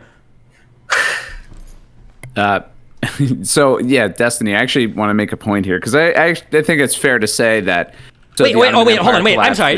Wait. Around when do you think the Ottoman Empire collapsed? Maybe that's what... Do you think the Ottoman Empire existed through, like, the 1950s and 60s, Alistair? When did I ever say that or even imply that, dude? Because when I brought up Nasser, I don't know how your go-to is collapse of Ottoman Empire. Because you started with the Ottoman Empire, and I'm still wondering what the fuck has to do with that they'd be fighting with themselves, even if the Israeli state wasn't there, dude. And in fact, that's in the 50s. That's already when Israel's getting started. That doesn't bolster your argument. Wait, I'm sorry. Israel was getting started in the 50s? Is that what you said? Yeah. Like, we're going into that. Okay. You had people moving into there, but still, like, how does that justify your point? They'd be fighting regardless. Okay, so Israel existing? arguably was starting in the 1880s. I don't know where you get the 50s from. I don't even know what we're talking about. Okay, right so now. then why are you even using the Ottoman Empire as an example? Because it collapsed in the 1920s. Nonsmoker, what were you going to say? Nonsmoker, what were you going to say? Go ahead. Oh, yeah. So I was going to mention how you talked about this Arab coalition and all that stuff, states jockeying for position and all of that. And I think that's reasonable and fair and all that. But two things. One, don't you think Israel's presence there also, I mean, enough questioning. I think Israel's presence there sort of contributes to tension between states, right? Or at least tension in the region, right? In a way that did unify many of the Arab states, but ultimately, like you saw certain states like Egypt eventually like warm up relations with Israel and all of that stuff. It created a bunch of problems, right? In addition to that, I think the U.S. and the USSR, both investing money and resources and weapons and all of that stuff in the region also led to a lot of instability. So I guess my point is, like, had there been no interference from the outside, which of course is very pie in the sky and maybe a little ridiculous, but had there been no outside interference from the U.S., the USSR, and Israel never been established as a state, yeah, there would probably be some jockeying for position. Ultimately, one power would have come to the forefront and probably established some sort of unified, peaceful solution there. Look, I don't think you can justify, and I can't it's an unfalsifiable claim. I can't prove that's wrong, but it's very wishful thinking, right? So again, it's possible that may have happened. True, but it's also possible they could have descended into genocidal inter-country and rebels all over. It could have gotten worse. Saying that Israel as a result of has created tension in the region is a fair statement to make. I think also you could even take a stronger, if you want to take a really edgy position, you could argue that Israel being there might have actually been a stabilizing force for the region. You could argue that. It gave all of the Arab states a common enemy for a little bit, so when they were bullying each other, it was really just to fight with Israel, and the fact that Israel was able to prove through military might a stable state that could exist there, the Arab states, one at a time, signing peace with Israel, maybe was a stabilizing force in that particular part of the world. Maybe. It's possible. I think initially you could make that argument, but as Israel, solidified itself and became a regional power, I think ultimately it's been more divisive than anything. I think that argument gets stronger over time, right? When Israel first founded, there was a lot of conflict in the region, right? No, but that to Destiny's point is that unified the Arab states around hating Israel. Right. Yeah, but then eventually they started to like Israel because the U.S. paid them a lot of money, and then they started trading with Israel, and they're like, which is making the region more stable. No, but it didn't lead to more stability. It led to, as Destiny mentioned, all these other conflicts in the region. I think part of it happened because certain states had warmer relations with Israel, other states didn't. Right, and other states had warmer relationships with the West, and other states didn't, and that resulted in all of these little, conflicts, proxy conflicts. The Iran-Iraq War is a great example of that. Yeah, but I don't think, for instance, the installation of the Shah or the assistance of the coup from the United States at the behest of fucking Britain for British Petroleum and all of that shit. I don't think that was because of Israel, right? I don't think the civil war that's going on right now in Yemen is because of Israel. I don't think Israel is a destabilizing effect in the Middle East right now. It's not the only destabilizing factor, but it's one of many. And I look at Israel as an extension of the U.S. in many ways. Well, but I don't think that first of all, I don't think that's fair. But also, secondly, in what ways, I guess, is Israel destabilizing the region? We'll say in the past 20 or 30 years, aside from its inter-regional conflict with Palestine. I feel I don't think they're contributing to... the best example is obviously the one you asked me not to cite, and I would say that the best example would be that conflict with Palestine, which is leading to destabilization now. Well, but when you say that, you're talking about the Houthis? The Houthis, Hezbollah, and I think Iran would probably be a disruptive force there regardless. But the Houthis, their origination as Haiti, Shia tribes people and everything in Yemen, all of this civil war, you said it yourself, Yemen has been in civil wars for the past 100 years with itself. The Houthis just happen to be the current leaders on that civil war right now in terms of controlling territory and everything. But I don't think that's because of Israel. I don't think Israel has any impact on that whatsoever. They have no impact on the Houthis coming to power. I think this goes back to my original argument that they have an impact on how the Houthis conduct themselves in that region. Right? Their view is if we attack international shipping with some supposed, I know you guys hate this, it's just my opinion, this is their excuse, this is what they claim, that we have a justifiable region to fuck shit up right in this strait, Okay, now we can sort of assert ourselves as a legitimate regional power. Had it not been for this conflict between Israel and Hamas, then perhaps there would have been no strikes on shipping vessels. And my evidence for that would be that the Houthis have been active in that region for years and years, and they haven't tried anything like this. Well, they have, though. I mean, like, I need to look up, like, attacks in, like, the Straits. I'm not sure how much they've done. Not to this extent. Not to this extent, I agree. But, like, they literally gotten ballistic missiles from Iran that they've shot into Riyadh, the Saudi Arabian capital. Like, they've literally shot ballistic missiles from... But that was because the Saudis were backing the other groups that they're fighting with for control over Yemen. Sure. I'm saying... I understand, but that's not related to Israel, right? And Egypt was backing groups in Yemen as well, and Iran was backing groups in Yemen as well. Like, everybody's kind of like... But these are all Arab states. I don't think Israel is, like, backing anybody in Yemen. I'm pretty sure Israel stayed out of it for the most part. I can't remember. At least I'm not aware of any side Israel is backing. Israel, you could tie into this recent conflict. But I mean, they say that, but I think that Iran wants to fight with Saudi Arabia, and Iran will look for any reason to get their proxies to fight with Saudi Arabia. It happens to be Israel, but if it was any other, like, Sunni majority country there, it might be just as much that. It might be the country of Israel Hamid that Hamas is operating out of, and that Houthis are shooting missiles into the ocean to support. Like, I'm of the belief that the Houthis aren't necessarily just an Iranian proxy. I don't know if that's exactly the argument you're making. I think they have their own agenda here. For sure, 100%. Right. So they're trying to establish their own autonomy, I guess would be a way to put it, right? Yes. Like, we can conduct ourselves however we want and can deal with it. And I think part of their justification for that is this conflict in Gaza. And, look, I mean, I don't know. Maybe you guys don't see that connection whatsoever. I think that it's a big part of their messaging. I think in their justification. Sure, I just don't think it matters. Well, and I don't think it matters. And what you're saying is true in that, like the Houthis' takeover of the government and everything was largely in response to the administration, Ali Abdul Saleh, that was supported by Saudi Arabia and that coalition before, right? Yeah, for sure. A lot of people didn't like him for a lot of good reasons, and that was part of where the Houthi gained a lot of their fighting force and a lot of the support through that country. However, as the Houthis became more established and were fighting more and more with Saudi Arabia, right? Because now Saudi has a coalition that they lead where they go airstrikes and everything. The Houthis originally do not want to be taking part in any conflicts on behalf of Hezbollah and Iran, because the whole part of the whole condemnation of, like, Saleh and prior governments was like, oh, you're just stooges of the West, you're stooges of other governments. However, over the past 5 or 6 years, as the Saudi coalition attacks have stepped up, now I think the Houthis, well, not now, but prior to this, they're looking at other countries like well, now we're going to get kind of fucked. We know how to conduct war well. We've kind of proven ourselves. Now I think they look to Hezbollah and Iran for assistance in terms of weapons and assistance in terms of targeting. And as a result of that, they're going to be taking part more in Iranian-backed affairs, because Iran's not just going to support that they don't get anything at all out of it. And while fighting with Saudi Arabia is good, destabilization of the Red Sea and everything is also good, because now they've got, like, even more conflict in the region, and Iran is a loser right now, so any conflict probably benefits them, I think.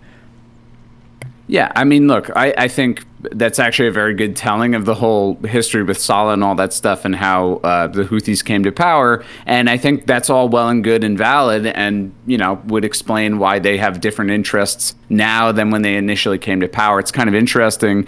They actually brought Saleh back and formed a coalition with him in 2012, I think, yeah. Or in 2014? I think in 2016 they killed him, right?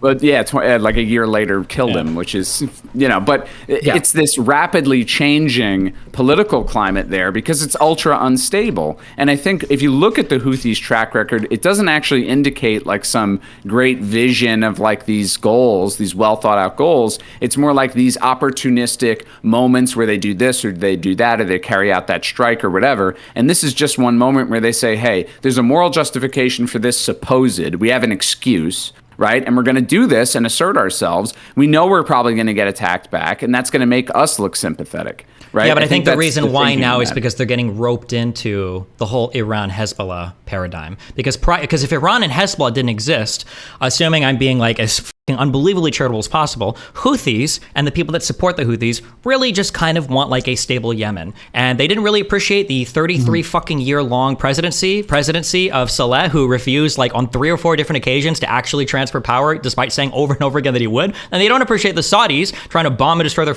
shit all day and their people over. So like, you know what? The Houthis are the ones that emerged as the powerful leaders in the area, and they're the ones that are, kind of taking point at everything.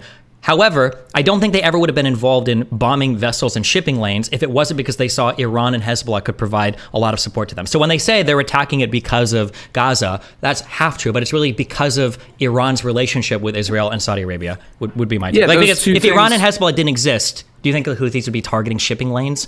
No, I don't think they'd have the capabilities. Yeah. Or even the desire. They're already that country's already like fucking falling apart. That country is fucked in so many different ways. Like, why would they want to draw more negative attention?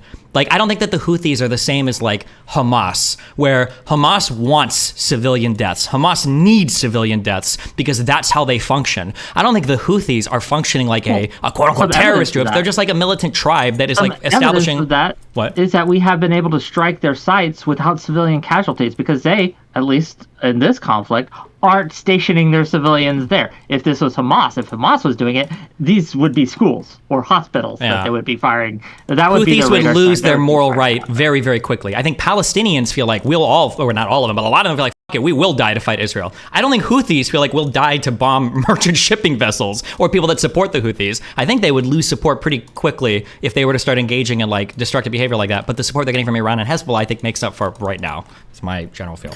I mean, listen, I somewhat respect that, but it goes to what Wick said before about like no proxy conflicts in the Middle East. It's like unfalsifiable. Like there's no way to know what would happen if Hezbollah and Iran weren't regional powers that had wanted to form some kind of axis of resistance. But what I know for sure is that the Houthis have their own interests, right? They're not merely a puppet of Iran. And I think, again, part of their interest is, I mean, to be fair, I think that they've sort of achieved their goal, right? They want to be seen as a legitimate power, and half the world is talking about them now. Oh, yeah. Like, they've forwarded themselves as a legitimate, or seemingly legitimate force, right? Well, then you're happy to oblige them in that if it means kicking their shit in, killing their radar sites, killing their missile capacity, and they can stop now. If they've achieved their goal, they can stop now. But they're not stopping now, right? I think that, like, this idea, that what they want... And I think you're right, is that they want a larger legitimacy. But I think that by not striking them and getting America to back down, it would give them even more legitimacy, right? That would make them like heroes, right? To beat the great Satan, so to speak, right? To beat the West. That would be heroic. They would, their esteem in a lot of people's in that region's eyes would go up immensely. So again, we cannot allow that to be happening. We have to be able to show that we have degraded their ability to strike at civilian shipping vessels throughout the region. We cannot let them blockade this area of the world. We have to stop that from happening. And if it takes us sending a few carrier groups for a few weeks, few months, I think that's good. Yeah, I mean, I don't know. Like, this is, honestly, it could be even like steel manning your position, but I do kind of want to mention, like, Reagan's actions in Lebanon, right? Like, Reagan withdrew the Marines, right? And essentially, made it seem like there was a point at which he would not support Israel's actions there. Okay. Very different in many, many ways. But I guess my point is ultimately, like, Hezbollah, I think, gained a ton of legitimacy out of the end of those conflicts with Israel, right? And I guess you're expressing some concern that we would give more credibility to the Houthis if we withdrew. But at the same time, whether or not just that though, like that's yes, but not just that. It's that you would encourage other actors in the region to behave similarly if they can know that they can get their goals accomplished by attacking civilians.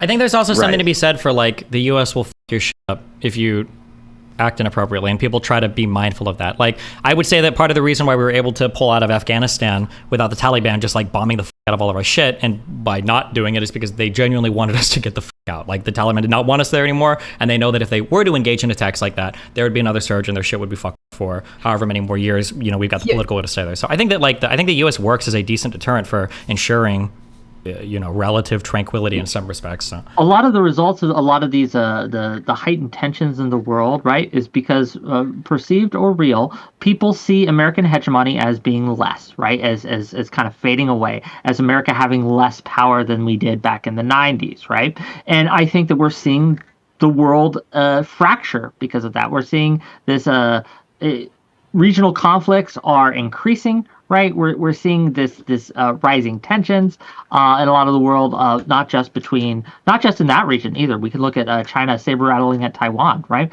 Like the collapse of Pax Americana is going to lead to death and destruction throughout the world, right? And I don't want that. I want to stop that from happening. I would like America to be strong again in the world. I want us to be a leader in the world, because if not us, then who? And the who is very clear. It'll be either Xi Jinping or Putin, and I don't want either of those things to happen. I mean, I think trying to like reestablish the Pax Americana, which I think is, to some extent waning, because objectively, our actions throughout the rest of the world have pissed a lot of people off, and they're seeing the rise of powers like definitely China and to a lesser extent Russia as like opportunities for large global powers that they would prefer to have a favorable relationship with. I don't think that the best response to that is necessarily carrying out more violent action, thus pushing different regions of the world more into China's circle or Russia's circle. I don't know if there's much that we can do about that, but I certainly think we don't have to, pour gasoline on a fucking fire. I definitely, Yeah, I agree that's with another you. thing. Do you think this is going to also more or less like push people to China and Russia, or more the east side of the hemisphere? Like again, because like dictating from terms and conditions from above really only works when you have a monopoly on power, and the United States isn't really staying hegemon for the next 100 years or so like that. That's entirely debatable whether that's going to be the case 100 years from now. So I think that the rest of the world does appreciate the United States doing what it's doing. I think that we have an issue with, I call it Iraq PTSD, where we start to view every single foreign policy decision as like, oh my God, it's just like Iraq. And I don't think that's the case. I think that a much stronger case can be made for intervention, even financially, into places like Ukraine. And I think that like arguments can be made to defend people like Israel. And I think arguments can be made to bomb places in Yemen that are shooting missiles into the sea. Just because we've made some mistakes with our foreign policy doesn't mean that we have to restrict ourselves from participating in foreign policy at all. Like Afghanistan. I said, when the mission in Afghanistan was good, the nation building afterwards was bad. Yeah, like once we left, it basically collapsed and went back to the way things were, like before we were in there. And that was Except the Al Qaeda execution, is but the goal not was there fine. anymore. Now the Al Qaeda is in Yemen getting butt by the Houthis. So the I think we have to look at like what is the goal of U.S. foreign policy? What are areas that we could contribute well in, and what are areas that we shouldn't contribute in? So like for instance, I think that our involvement. Well, I would say that our involvement with the Houthi stuff, this is an example of where the U.S. military power can shine. Literally the entire world supports it. Again, on that UN Security Council resolution, Russia and China abstained from voting against it. They just like, were like, oh, well, be careful, guys. But like, obviously they don't want these shipping lanes to get fucked. So I think that broadly speaking, I think most people in the world right now support the United States mission. I think everybody thinks we have a moral authority to be there. I don't think there's any country I don't even think they're concerned about their shipping being attacked. Like the all Chinese crew has been a thing that the ships have been using to avoid Beijing gave a by warning just the other day to Houthis to cut it out, or they're going to. Yeah, and I'm sorry. This talking that point was a public pressure for Iran talking yesterday, point right? is not true. I don't know why you keep repeating it. It sounds like you got like two numbers off a website and you're just arguing. The reality is the price of shipping containers has skyrocketed. The reality is that but that doesn't traffic chip through in the my point, Suez though. Canal is cut in half. Okay, right now the perception around the world is that it is not safe to ship stuff through that strait, and insofar as the United States can enforce safety, we ought to, because it's our if there's any noble mission we could ever have, it was to make sure that people feel safe sailing ships through the world. Right. Yeah. I mean, I hear what you're saying. First of all, I mean, we probably disagree about lots of the examples you cited, Ukraine and all that stuff, but we don't have to go down that fucking turnpike necessarily. I would argue that there's a bunch of examples of our interference other than Iraq, and I might have to go back more than 20 years, that were examples where we got involved in these different regions and created all sorts of instability and problems, and it didn't end up making increasing our view in a favorable way. I think we should be careful though, right? Like when we say we got involved in all these regions in a horrible way, like was South Korea a huge mistake? I mean, what about like I would argue yes. You think so? What about like Kuwait? Was that a mistake? That intervention against Saddam Hussein? Okay. Or what about Kuwait is a unique example, and I think all of these are unique examples. On the one hand, you could make the argument that getting involved in Kuwait helped the Kuwaiti people, and it was a very magnanimous gesture to these innocent people who were being invaded. I would also say that a lot of our actions in supporting Saddam Hussein to begin with probably enabled and emboldened him to carry out military actions like that in the first place. But I got a question. If you're concerned about world trade, like Destiny, I got a question for you. Like, wouldn't it be better and more cost-effective to talk to Israel and maybe do like a land back program or something like that to the Palestinians and come with a two-state solution? Like, I don't know. I'm just going to spitball here. Palestinians don't want a two-state solution or land swap, so no. They don't want a land back? What do you mean land back? What do you mean by land back? Like, give them back some land back. Like what That's land? what I'm saying. Like all of Israel? Oh, not all of Israel, but sure as a hell a lot more than just the West Bank and the Gaza Strip. No, why would they? Well, you're saying they don't want that? Like, what are you saying here? There were The deals. Palestinians. The Palestinians had the ability to negotiate deals in 2000 and a little bit onwards, and they rejected it. It seems like they just want a one-state solution. Do you think they would settle for maybe giving them a little bit additional land, more so than what they have right now? I think they would say yeah. And No, I think that'd be a more they never cost-effective have. way than trying to do... I don't think they would. No. The majority of Palestinians don't support a two-state solution right now. Israel's definitely. I think not. they'll take some land cessions more than zero. What land sessions? I would bet it's that. never going to be All right, more give than them it's some back. never going to be more than the 67 borders, and that's the starting point. And even from there, when they had an opportunity under Arafat for 95%, and I think under the Clinton parameters, they had 97% of the land to be back, they still walked away from those negotiations. So it seems like they just want a one-state. Yeah, but then solution. use that as a justification to take more, if I can remember correctly. What do you mean justification to take more? Well, they kept expanding to the point that we have the borders now. Is that not correct? Israel, you mean? The green line Yeah, Israel. or the borders Between the West Bank and I mean, they've the continued Gaza to Strip. expand settlements, but like there are still people still recognize like the 67 borders for whatever that means. Sure, but then like giving them some land back, would that not at least mitigate some of the solutions by pulling the Israelis back and say, okay, we're going to give you some land back, maybe we can have some peace here? Why would they expect to have peace if they give them some land back? Well, because it's their land. They're upset about the Israelis taking their land in the first place, Firstly, correct? it's not their land and it was never their land. And secondly, they want all of it What do you- back, what- not just some of it. What do you mean it's not their land? They've been living there. I'm sorry, where do you live? Do you own that land? I don't own my land, but I live here. I Okay, wouldn't that like to doesn't mean be that forcibly removed from my land and told to go move someplace else because it's somebody else's land. Tough shit. Most of the people that are in Israel today are Jews that were excised from other Arab countries during all of the pogroms and everything that happened every time Israel won a war against other Arab states. I mean, that's how it goes sometimes. I'm sorry, it sucks. Yeah, like, but that's, you would agree at least that like events like the Nakba and all of that kind of stuff were like at least pretty brutal, right? People have a right to be upset about that. Perhaps one way of relieving the tension there would be, I don't know, some kind of like land reparations is what I feel like the way that it If goes. you want to do the cost-effective way at mitigating this, why not give them some land back, and then maybe the Houthis will actually pull back some of their attacks on shipments? Because your concern is global trade, right? Because they don't want I think that's a land lot more back. cost-effective than launching a bunch of missiles. Because one, we're not even talking about land back for the current conflict. We're talking about the elimination of Hamas, number one. Number two, Okay. why would you give land back without like a full peace deal on the table? Number three, Palestinians don't seem to want land back. They seem to want a one-state solution. And number four, you don't even have a cohesive body to negotiate on behalf of the Palestinians. Okay, Number if five, I'm- there's... Sorry, go ahead. Go for it. No, I don't want to interrupt you. Go ahead.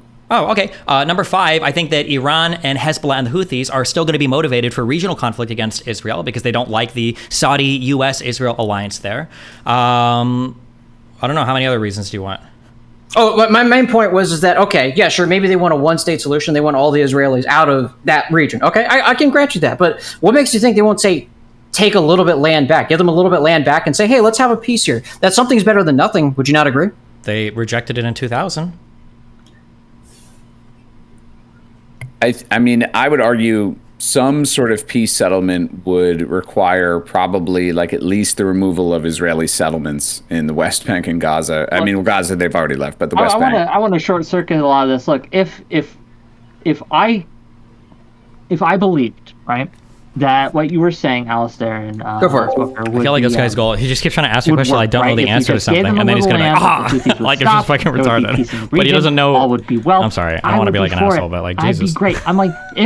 Tell you what, you could even bomb them after the fact. You can bomb the fuck out of the problem is, if I may finish, the problem is I don't think it will. There is no evidence to suggest it will. Okay, in fact, tell you what. there's plenty of evidence to suggest otherwise. That in fact, by giving in to the demands of the Houthis right now, that it would only embolden them and other actors in the region to continue to engage in this kind of practice every time they have a disagreement or they want something or concession from the West. Tell you what, give them back some of the land, and then you have my permission to fucking bomb the fuck out of them if they still start shit. I don't How about believe that? you.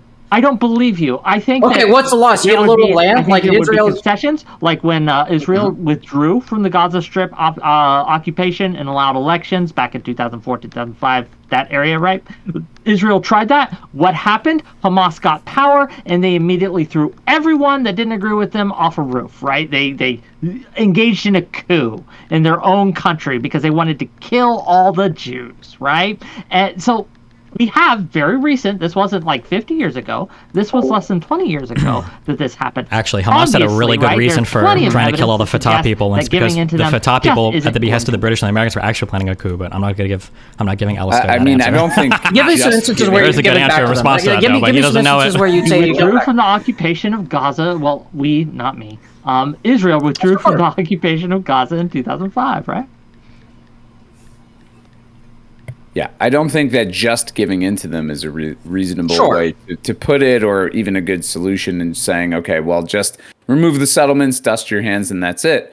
But I think that should be part of peace negotiations, right? Like removing the settlements from the West Bank. Obviously, that's like a huge source of tension there. It's a huge, look, part of diplomacy, I think, is you're looking at like a bunch of conflagration points, and you're trying to put out as many fires as you can, right? And it is stupid to say, okay, well, you just, resolve one little thing and everything else will work out. What I'm suggesting is maybe a lot of these things could be part of a bigger solution here, right? Like maybe resolving this thing in Gaza, which is, not a simple solution at all, but part of it could be like, yeah, we're going to negotiate, removal of settlements in the West Bank. We're going to negotiate a return to this, that, and the other borders. I don't exactly know what the demands would be, right? And then, on the side of the Palestinians, some sort of security guarantees, some sort of like, a ceasefire, like permanent ceasefire agreement or something. Like diplomacy can achieve a lot of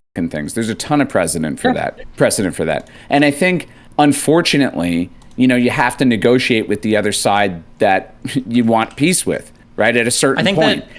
I think that your point is actually 100% true. I think that there does need to be like huge negotiations that involve like very, very, very multilateral negotiations. Iran has to be part of the conversation. Probably the United States. Probably Saudi Arabia. Definitely Israel. Right. But I think that the issue is that it feels like the Arabs have kind of given up on the Palestinians and the Palestinian cause, and they don't really care much about them anymore. And it seems like they're more invested in kind of this like conflict going on with Iran. And so if the Arab states aren't really invested much in the Palestinian cause and don't care to negotiate with them, and if Iran is like the main threat, and if Israel just sees the Palestinians as kind of like a nuisance, there's basically nobody that's negotiating on their behalf, and there's like almost no incentive to figure out like what to do with them, because it seems like right now they've been basically wound up by the fucking world for 80 years to fight, and that's all they know and that's all they want right now. And I think that's like the challenge with Israel is how do you negotiate with an enemy that really just like wants you dead? Because that's not just a Hamas problem. It seems to be widespread, like a Palestinian problem. And that's like a very difficult thing to overcome. Yeah, I mean, that's reasonable, and I understand that. I think that any sort of peace negotiation, like you said, would have to be multilateral. And that would mean, I think, reaching some point of like a positive relationship between the U.S. and Iran, which seems like totally far out there and ridiculous to suggest. But, look, I actually listened to a little bit of your discussion with Ben Shapiro, and I kind of felt like that was sort of your position, is that, maybe I'm totally wrong, but that we don't want like this ultra hostile relationship with Iran. Like it's actually bad for everyone. Maybe like there's some opportunity there somewhere for like a peaceful, rapprochement. Like we can talk things out. And I think if we stabilize or try to stabilize that relationship, it can lead to all sorts of other possible prospects for peace. Gaza being one of them. Yeah, I agree 100%. I don't know enough Iranian history to know why that is impossible, but it seems to be impossible right now. But I feel like if peace somehow could be reached between like the U.S., Iran, and Saudi Arabia, somehow, I don't know what would have to happen to make that happen, but if it did, I feel like literally all the other dominoes would fall into place. I think everything else would be trivial to solve. That's my feeling. I agree too. I just, again, and in this moment in time, where we are now, when we look at the reality of the situation now, that is an untenable goal in the next, I think, year, 5, even 10 years. I don't think it's happening. And right now, as we speak, Houthi missiles are being fired at civilians. And regardless of what we want or what the ideal solution would be, we have to stop that from happening. That has to stop. That just has to stop. And negotiations, I don't think we'll stop it. We can just degrade their ability to do it, and it won't stop entirely probably, but we can degrade it enough so that it's much, much less effective for them. That's all. That's my thoughts. Yeah, I don't know. We're kind of circling here, so.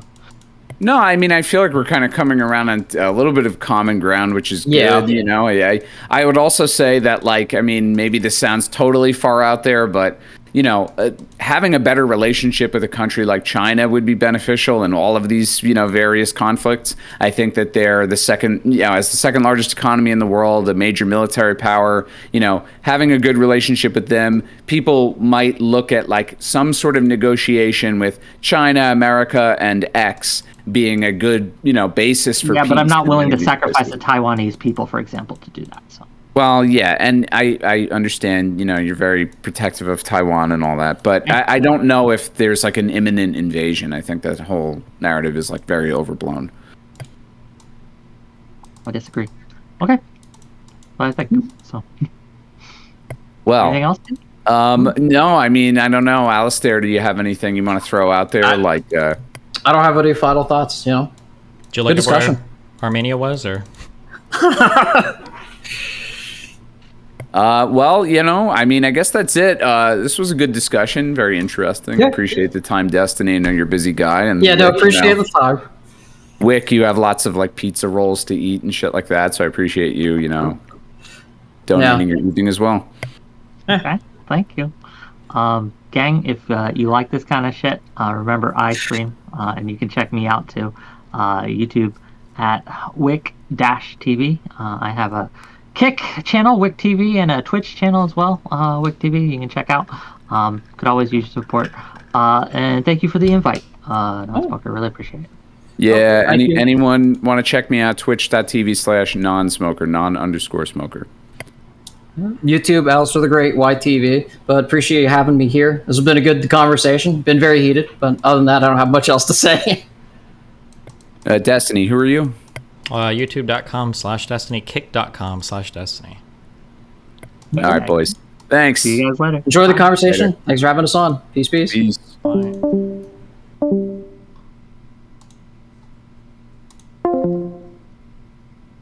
you think I should have been meaner? I feel like I was already pretty mean. I feel like one of the things that like bothers me is that like I feel like pretty dumb. I feel pretty humiliated if I show up to have a debate with somebody and I don't know anything. It really bothers me. And then the idea that somebody else could do that to me, like not know anything, but then be so like indignant and unaware. Yeah. Like that whole guy's strategy was to just ask me 25 different questions to see if I wouldn't know the answer to something, even though he didn't know anything about the entire region or the history or, I don't know.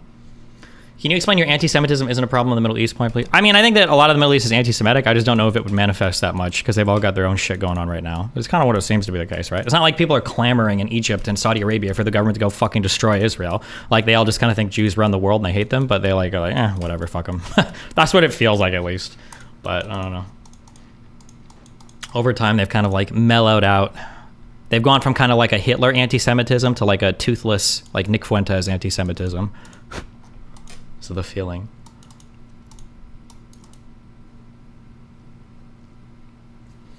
He seemed like an Ottoman Empire weeb. Auto boots are peak retards. Well, but he didn't even know anything about the Ottoman Empire. How many times can you scream jizya at somebody?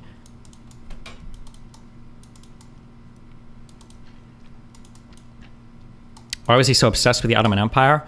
If I had to guess if that guy is indeed a tanky, my guess is going to be that, remember, the broad tanky narrative is that West bad, anything else good. That's the broad narrative. So at the end of World War I, with the Ottoman Empire collapsing and having its borders redrawn, he's going to say that like the Brits were bad and America was bad for beating the Ottoman Empire and for the collapse of the Ottoman Empire and for drawing borders for new countries. That was a big, bad, horrible thing. And because that was a big, bad, horrible thing, now everybody's fighting and they're angry at each other. But if we would have just left the Ottoman Empire intact and to have power and to run their shit, everything would have been good. So I think that's just the narrative. It was like Ottoman Empire, not America, not Britain, good. No Ottoman Empire, borders drawn by Britain, bad. Britain, France, I guess. I don't know.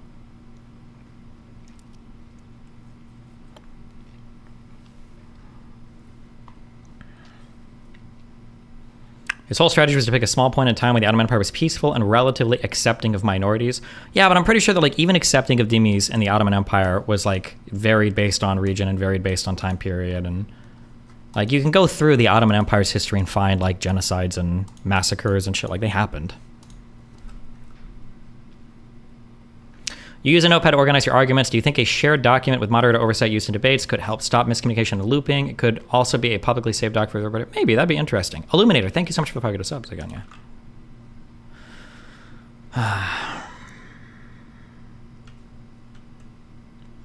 He was completely masking his actual beliefs in the debate. His Twitter was full of October 7th apologism. Yeah, I realized that after like 2 questions, and I should have been more firm on it because I realized that he was a demagogue that didn't know anything, and that's why he kept asking me questions. But then when I finally forced him, I was like, well, hold on, why don't you tell me this? He wouldn't answer, and he kept laughing and joking because he was nervous. The reason why is because he was nervous that he would say something that was factually inaccurate and that he would be able to come back, and then I would come back on him and make him look dumb, right? Especially after the Armenian comment, and especially after the Israel came in the 1950s comment. He probably didn't want to, put his foot in his mouth anymore and say something stupid, so...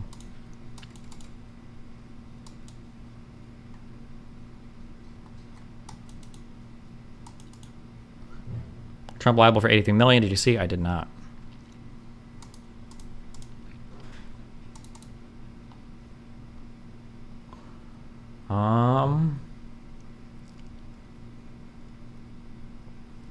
The other guy seemed kind of reasonable, but I wonder what his Ukraine takes are. The guy in the top right, I think the guy he might be like a chill, cool person, but I think he might be a tanky. Just to guess. The South Korea comment made me wonder, but then it also sounds like he probably doesn't support Ukraine. Makes me wonder. Yeah. Destiny, imagine you watch, I'm sorry, Destiny, I don't watch you live ever, so I imagine you get asked this a lot, but I would love to have a quick convo about the tech supporter issue. Ask me in a couple weeks about it, we will.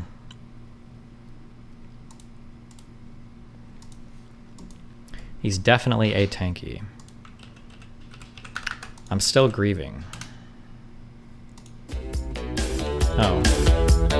Well, hold on. Maybe this is based. Maybe he's grieving because he really liked the fact that this dude tried to, go to Moscow and depose Putin. Maybe he really supported that,